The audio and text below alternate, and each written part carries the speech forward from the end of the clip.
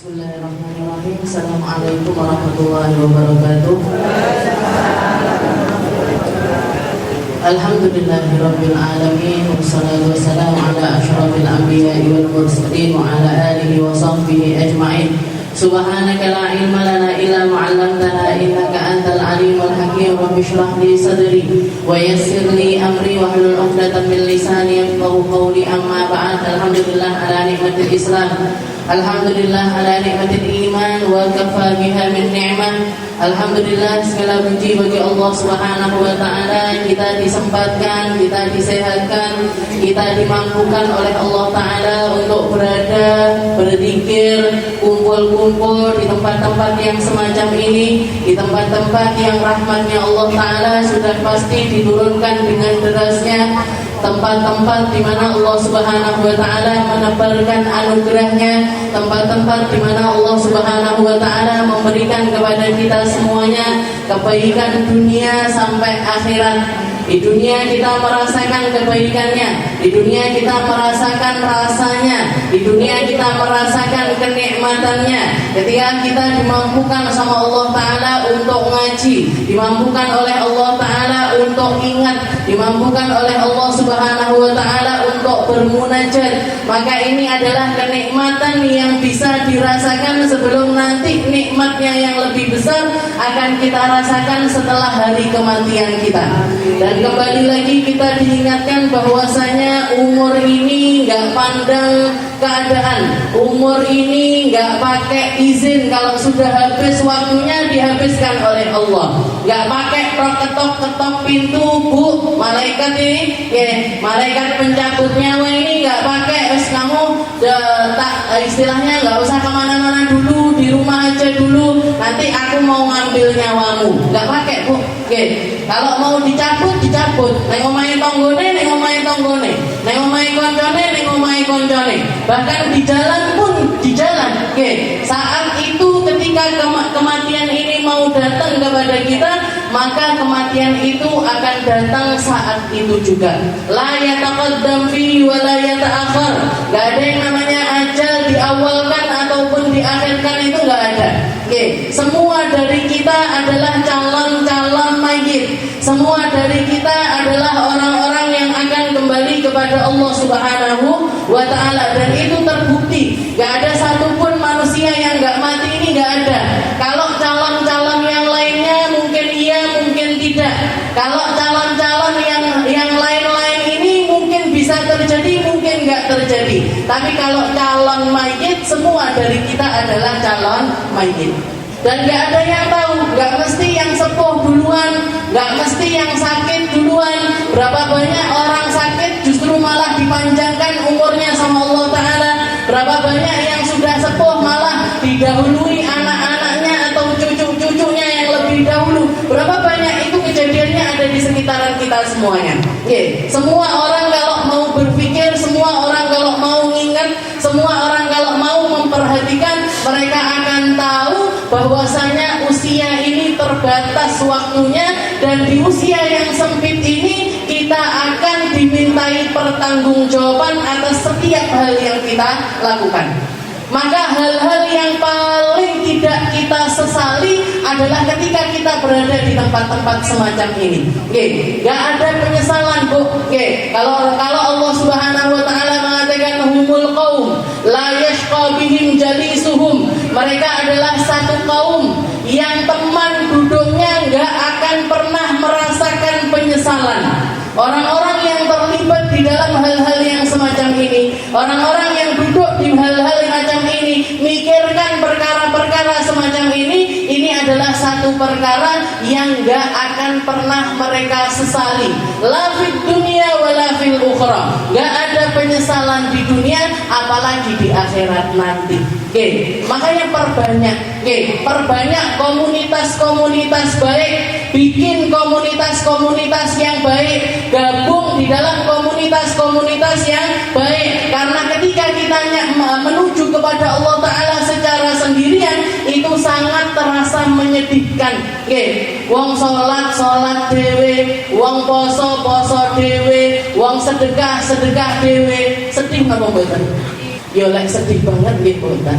Nggih, karena akan tetap ada pahalanya. Nggih, orang ketika beribadah kepada Allah Taala di dalam kesendirian pun, maka itu juga ada banyak hal yang terjadi kepada dirinya. Tapi efeknya itu enggak kelihatan. Efek nyatanya itu enggak langsung terasa. Tapi ketika kita duduk bersama-sama semacam ini, kita lebih pede. Lebih pede Bu, lebih pede ketika mau menitikkan air mata karena rindu kepada Nabi Muhammad sallallahu alaihi wasallam. Lebih datang rasanya ketika kita melihat orang-orang sesama kita ini loh, konco-koncoku sing insyaallah juga sama-sama mendambakan syafaatnya Nabi Muhammad sallallahu alaihi wasallam secara serius.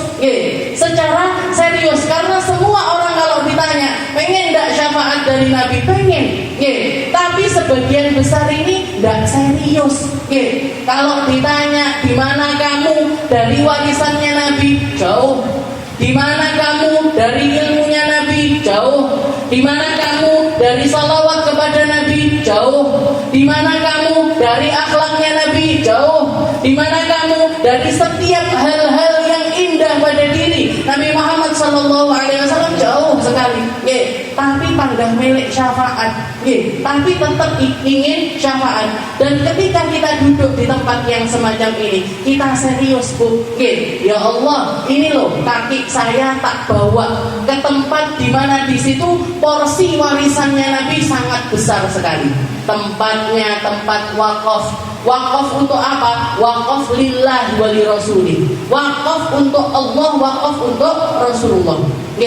Yang dipakai di sini, harta yang dipakai di sini bukan harta pribadi siapapun, bukan hartanya pengurus, bukan hartanya siapapun, tapi dari kumpulan harta panjenengan dikumpulkan untuk mensukseskan acara ini. Semuanya sifatnya bareng-bareng, semuanya sifatnya gotong royong. Kenapa? Karena kita memang sedang bergotong royong nyari perhatiannya Nabi, nyari syafaatnya Nabi, nyari pandangan dari Nabi. Mungkin-mungkin dilanggengkan sama Allah Ta'ala, mungkin-mungkin diistiqomahkan sama Allah, mungkin-mungkin dibantu hati kita untuk terus-terusan bisa lurus di dalam mengemban perkara-perkara yang semuanya itu nyari jalan syafaat menuju Nabi kita Nabi Muhammad sallallahu alaihi wasallam. Rasulullah sallallahu alaihi wasallam, beliau ini adalah seseorang yang tingkatan amaliyahnya, tingkatan kemakrifatannya, tingkatan keindahannya ini mencapai sesuatu yang sempurna. Dan kesempurnaan yang ada pada diri Rasulullah sallallahu alaihi wasallam itu ada di dalam satu julukan yang disematkan oleh Allah Ta'ala kepada nabinya, yaitu huwa abduhu, Abdullah wa rasuluh. Kalau kita lihat Allah Subhanahu wa Ta'ala, dari sekian banyaknya nama Nabi, dari sekian banyaknya julukannya Nabi, dari sekian banyaknya titel Rasulullah sallallahu alaihi wasallam, yang paling tinggi Bu adalah nama beliau yang namanya Abdu, hamba Allah. Makanya Allah Ta'ala memuji Nabi Muhammad ketika menceritakan Rasulullah sallallahu alaihi wasallam di dalam perjalanannya yang paling mulia, yang gak ada manusia satupun melakukan perjalanan tersebut la qablahu wa la ba'da, sebelumnya gak ada, setelahnya juga gak ada. Subhanalladzi asra bi'abdihi lailan minal masjidil haram ilal masjidil aqsa alladzi barakna haula. Katanya Allah Ta'ala, maha suci Allah yang memperjalankan hambanya, yang memperjalankan hambanya.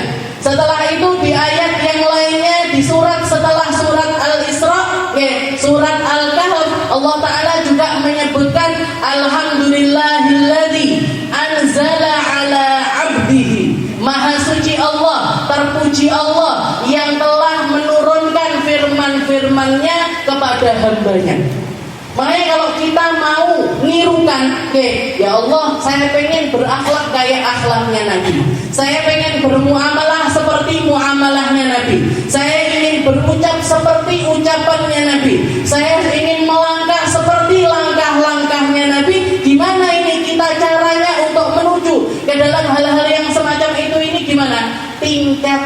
penghambaan kita kepada Allah Subhanahu wa Ta'ala.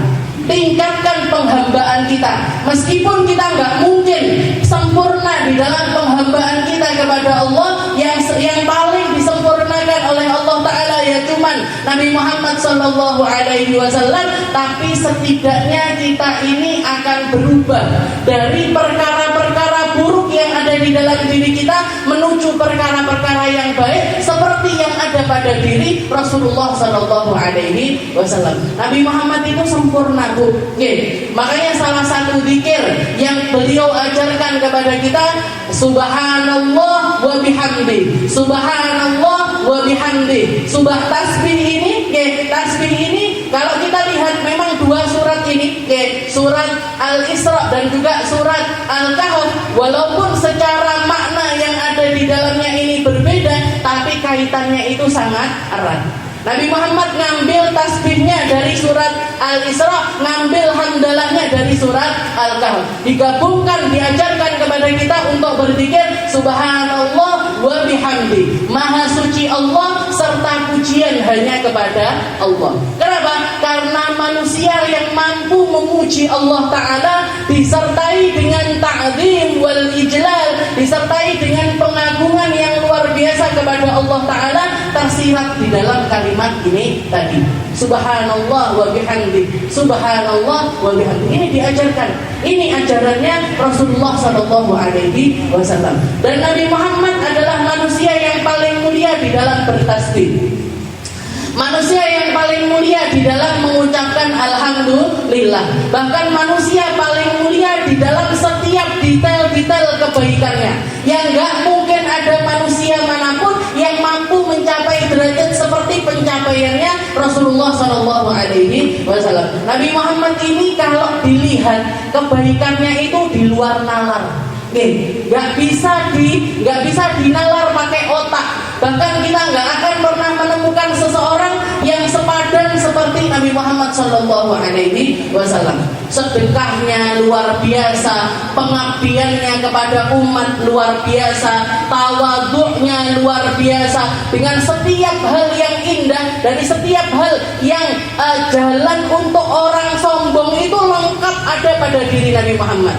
Ya turunannya orang baik, ya dari keluarga orang kaya, ya orang yang paling banyak ilmunya, ya menjabat sebagai hakim negeri tersebut, juga menjabat sebagai seorang alim dari negeri tersebut.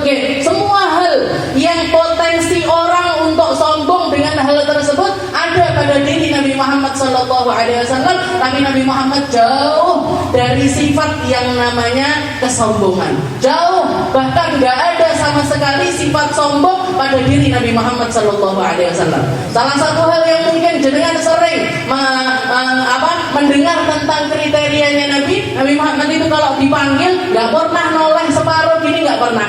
Beliau selalu noleh wajah serta badannya. Ini menunjukkan kalau mau orang tua, mau anak kecil, mau perempuan sekalipun yang manggil Nabi, Rasulullah selalu menghadapkan dirinya kepada panggilan tersebut.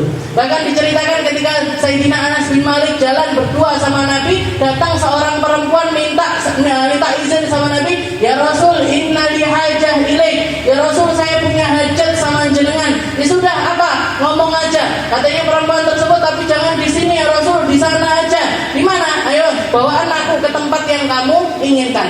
Dibawa ke pinggir jalan. Berduaan Rasulullah ngobrol sama perempuan tersebut berjam-jam.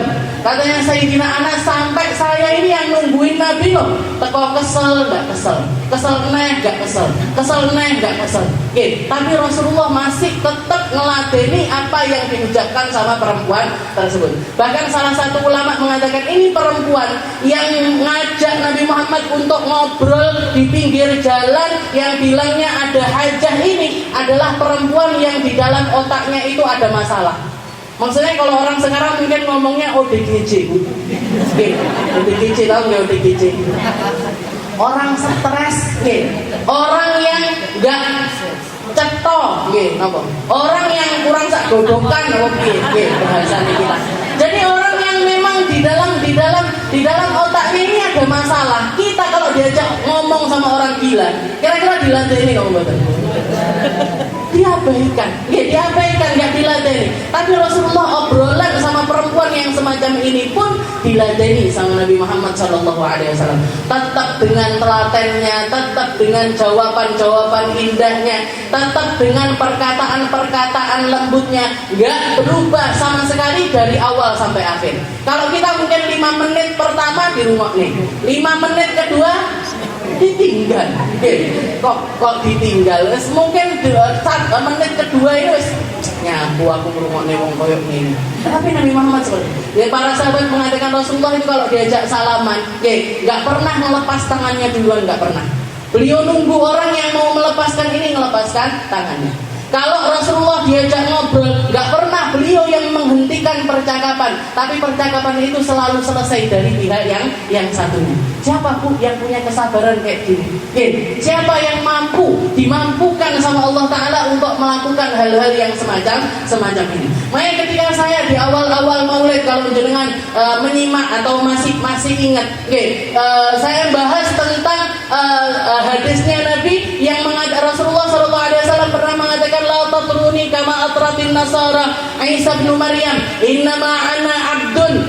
Sesungguhnya jadi Rasulullah nyuruh kepada para sahabatnya, jangan kalian memuji saya sebagaimana orang-orang Nasrani itu memuji Rasulullah Sallallahu Alaihi Wasallam. Ini kalau kita melihat dari teks hadisnya, kalau kita melihat dari tekstual apa yang diucapkan sama Nabi Muhammad Sallallahu Alaihi Wasallam, harusnya ini kalau di dalam buku, di dalam kitab masuknya bab pujian kepada Nabi, atau bab kelebihannya Nabi, atau bab enggak.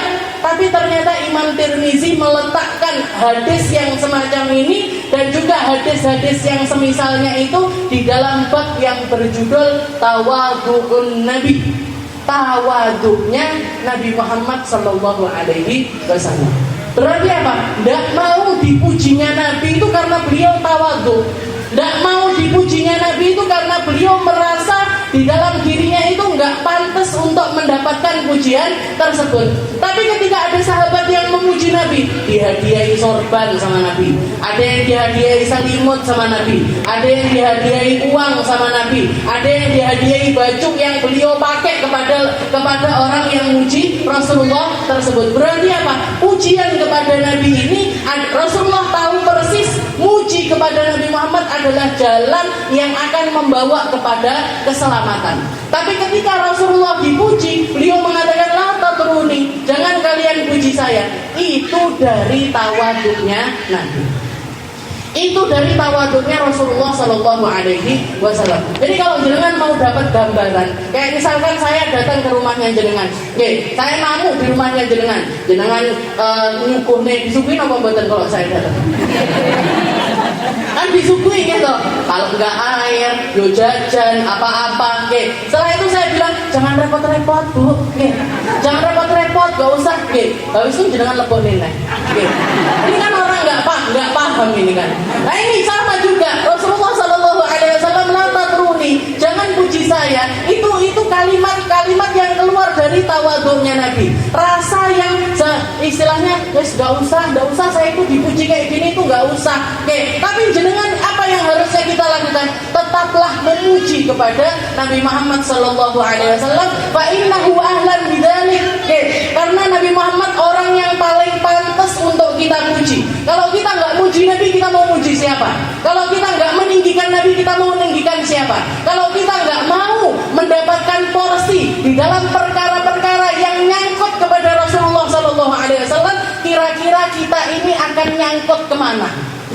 Pujian kita untuk siapa? Berdirinya kita untuk siapa? Perkara-perkara penghormatan kita ini untuk siapa? Kalau bukan teruntuk kepada Rasulullah Sallallahu Alaihi Wasallam. Gurunya guru saya Al-Habib Abdul Qadir As-Segaf yang ada di Jeddah, gurunya Habib Umar, gurunya Habib Ali Jufri, gurunya para ulama-ulama tersohor dunia.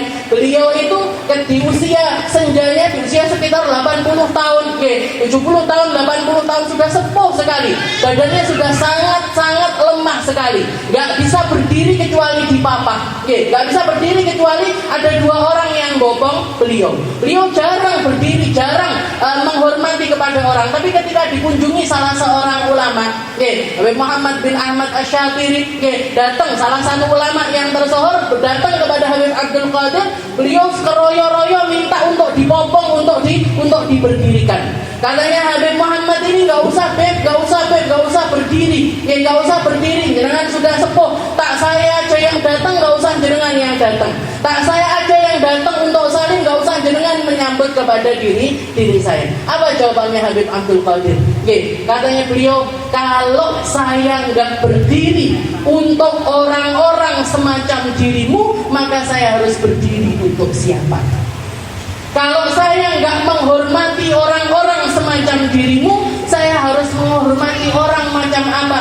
Anta du ilm, kamu orang yang punya ilmu, kamu orang yang punya Al-Quran, kamu orang yang ngerti ilmu fikih, kamu orang yang penuh hatimu dengan ilmu tafsir, penuh hatimu dengan perkara-perkara warisannya Nabi Muhammad SAW, maka sudah selayaknya saya berdiri untuk orang-orang semacam ini. Dan tetap sama, patokannya Bu, kalau hati kita ini nggak mailun ila Rasul, kalau hati kita ini nggak condong kepada Nabi Muhammad, hati kita akan condong kepada hal yang lain. Kalau diri kita nggak hormat kepada perkara-perkara tentang hal-hal yang kaitannya dengan agama, kita akan hormat kepada perkara-perkara selain tentang agama. Jadi ini tentang masalah apa yang kita bawa, tentang masalah apa yang kita rasa, tentang masalah apa yang ingin kita ambil porsi dari sambungan-sambungan kepada Nabi Muhammad SAW. Pakai semuanya untuk dakwahnya Nabi, pakai semuanya untuk ingat-ingat Nabi, pakai semuanya untuk nyari jalan kepada Rasulullah SAW. Mungkin kita semuanya dikasih sama Allah Ta'ala istiqomah, dikasih panjang umur di dalam ketaatan kepada Allah, dimampukan untuk nambahi taat, dimampukan untuk nambahi perkara-perkara yang baik di dalam kehidupan kita, ditambahi khusyuk kita, ditambahi ikhlas kita, ditambahi anugerahnya Allah Ta'ala untuk kita. Sekaligus juga mugi-mugi dengan berkah dari apa yang kita baca tadi, perkumpulannya kita ini, kita juga dibersihkan dari setiap hal-hal yang kotor, dibersihkan dari dengki, dibersihkan dari iri, dibersihkan dari dendam, dibersihkan dari hal-hal penyakit-penyakit hati yang akan membawa penyesalan nanti di hari akhirat. Dan mugi-mugi kita, anak cucu kita, orang tua kita, semua orang yang kita sayangi selalu ada di dalam jalan ketakwaan, selalu ada di dalam jalan kebaikan, selalu ada di dalam keridhaannya Allah Subhanahu wa Ta'ala. Dan mugi-mugi kita semuanya dikasih sama Allah Ta'ala husnul khatimah, kematian yang baik, kematian yang indah, kematian yang penuh dengan ridho dari Allah Subhanahu wa Ta'ala. Ala hadhihi niyyah wa ala kulli niyatin salihah wa ila hadratin Nabi Muhammad sallallahu alaihi wasallam bi sirril Fatihah.